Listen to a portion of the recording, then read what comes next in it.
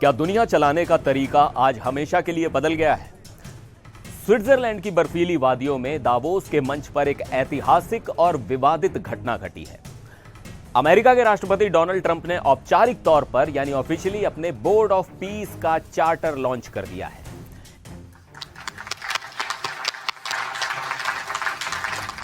एक ऐसा बोर्ड जहां दुनिया के बड़े बड़े फैसले होंगे, लेकिन वहां कुर्सी पाने की कीमत है $1 बिलियन।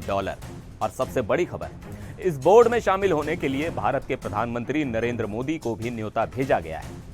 पाकिस्तान के प्रधानमंत्री शहबाज शरीफ वहां ट्रंप के बगल में खड़े नजर आए, लेकिन भारत का फैसला क्या है?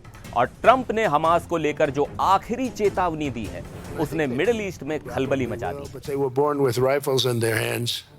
आज की खबर दुनिया की कूटनीति यानी जियोपॉलिटिक्स के लिहाज से बहुत बड़ी है। अब तक हम जिस बोर्ड ऑफ पीस की बातें सिर्फ खबरों में सुन रहे थे, आज डोनाल्ड ट्रंप ने वर्ल्ड इकोनॉमिक फोरम में दुनिया के सामने उसका पहला चार्टर रख दिया है। यह अब सिर्फ एक आइडिया नहीं है, यह एक हकीकत बन चुका है। सबसे पहले बात करते हैं उस तस्वीर की जो दावोस से निकल कर आई है। डोनाल्ड ट्रंप अकेले नहीं थे, उनके साथ दुनिया के कई देशों के राष्ट्रपति और प्रधानमंत्री खड़े थे।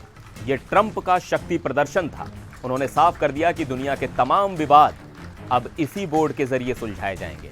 इस मौके पर ट्रंप ने कहा, हर कोई, जी हां, हर कोई इस बोर्ड ऑफ पीस का हिस्सा बनना चाहता है। उन्होंने इसे अब तक का सबसे प्रतिष्ठित बोर्ड यानी most prestigious board ever formed करार दिया है। लेकिन सवाल यह है कि इस प्रतिष्ठित बोर्ड में उनके साथ खड़ा कौन है? दावोस के मंच पर जो चेहरा भारतीयों के लिए सबसे ज्यादा ध्यान खींचने वाला था, वो थे पाकिस्तान के प्रधानमंत्री शहबाज शरीफ। जी हां, पाकिस्तान इस बोर्ड का हिस्सा बनने के लिए वहां मौजूद था। इसके अलावा अर्जेंटीना के फायर ब्रांड राष्ट्रपति जेवियर माइली, जिन्हें अक्सर अर्जेंटीना का ट्रंप कहा जाता है, वो भी वहां थे। इंडोनेशिया के राष्ट्रपति प्रबोवो सुबियांतो, पराग्वे के राष्ट्रपति सैंटियागो पेना, उज्बेकिस्तान के राष्ट्रपति शवकत मिर्जियोयेव, आर्मेनिया के पीएम निकोल पशिन्यान और अजरबैजान के राष्ट्रपति इल्हाम अलीयेव भी इस लॉन्चिंग का हिस्सा बने। यानी ट्रंप ने दक्षिण अमेरिका से लेकर एशिया और मध्य एशिया तक के नेताओं को एक मंच पर इकट्ठा कर लिया है। इस बोर्ड का स्ट्रक्चर वही है जो पहले चर्चा में था। परमानेंट मेंबरशिप के लिए $1 बिलियन यानी करीब 9,000 करोड़ रुपए से ज्यादा की फीस। ट्रंप ने अपनी स्पीच में बहुत बड़ी बात कही।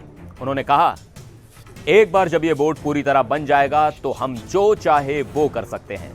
We can do pretty much whatever we want to do. अब यह लाइन बहुत खतरनाक भी हो सकती है और बहुत प्रभावशाली भी। इसका मतलब है कि यह बोर्ड किसी भी अंतर्राष्ट्रीय नियम या बंदिश से ऊपर काम करेगा। शुरुआत में इसका फोकस गाजा पर होगा, लेकिन ट्रंप ने साफ कर दिया है कि जैसे ही गाजा में सफलता मिलेगी, यह बोर्ड दुनिया के बाकी विवादों को अपने हाथ में ले लेगा।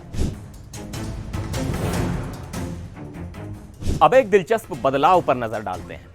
पहले ट्रंप ने कहा था कि यह बोर्ड यूनाइटेड नेशंस को रिप्लेस कर सकता है, लेकिन आज दावोस में उनके सुर थोड़े बदले हुए थे।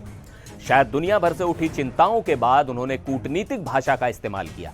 ट्रंप ने कहा, हम कई लोगों के साथ काम करेंगे जिसमें यूनाइटेड नेशंस भी शामिल है। उन्होंने कहा कि बोर्ड ऑफ पीस और यूएन का कॉम्बिनेशन दुनिया के लिए बहुत अनोखा यानी यूनिक साबित होगा। यानी अब वो यूएन को खत्म करने की नहीं, बल्कि उसके साथ मिलकर या शायद उसके ऊपर रहकर काम करने की बात कर रहे हैं। यह एक स्ट्रेटेजिक शिफ्ट है ताकि पश्चिमी देशों की नाराजगी को थोड़ा कम किया जा सके। इस लॉन्चिंग के दौरान ट्रंप ने गाजा और हमास को लेकर बहुत ही आक्रामक बयान दिया।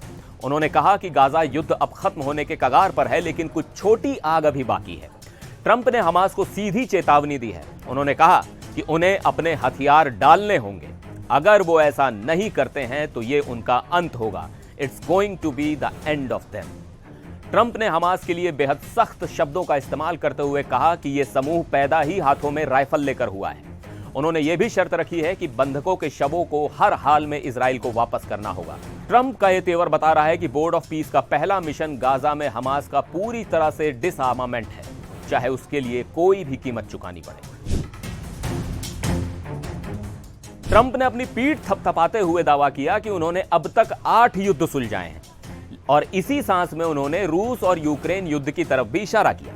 उन्होंने कहा कि एक और युद्ध बहुत जल्द खत्म होने वाला है। अब याद रहे, रूस के राष्ट्रपति व्लादिमीर पुतिन के भी इस बोर्ड में शामिल होने की खबरें आ रही थीं।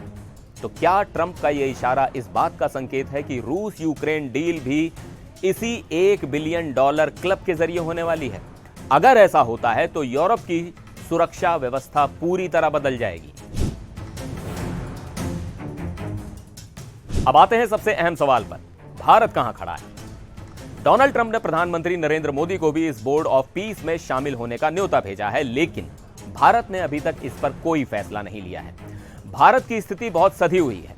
नई दिल्ली ने हमेशा से ही गुटनिरपेक्षता और स्ट्रेटेजिक ऑटोनॉमी में विश्वास रखा है। भारत यूएन के रिफॉर्म्स की वकालत करता है, लेकिन क्या भारत एक ऐसे बोर्ड का हिस्सा बनेगा जिसका चेयरपर्सन कोई एक व्यक्ति अनिश्चित काल के लिए हो और जहां $1 बिलियन की फीस हो? पाकिस्तान की मौजूदगी भी भारत के लिए एक फैक्टर हो सकती है। हालांकि भारत ने अभी ना नहीं कहा है, लेकिन हां कहना भी इतना आसान नहीं है। दुनिया की नजरें अब पीएम मोदी के फैसले पर टिकी हैं। तो कुल मिलाकर दावोस में आज जो हुआ वो इतिहास की किताबों में दर्ज होगा। ट्रंप का बोर्ड ऑफ पीस अब एक रियलिटी है। पैसे, पावर और पॉलिटिक्स का ये नया कॉकटेल दुनिया को शांति देता है या नए विवाद, ये तो वक्त बताएगा। लेकिन एक बात तय है, डोनाल्ड ट्रंप ने दुनिया को यह बता दिया है कि पुराना वर्ल्ड ऑर्डर अब नहीं चलने वाला। इस नई व्यवस्था पर आप क्या सोचते हैं? क्या भारत को ट्रंप के इस बोर्ड में शामिल होना चाहिए? अपनी राय कमेंट बॉक्स में जरूर लिखें। फिर मिलेंगे एक और वीडियो में। देश और दुनिया की बाकी खबरों के लिए देखते रहिए एनडीटीवी इंडिया।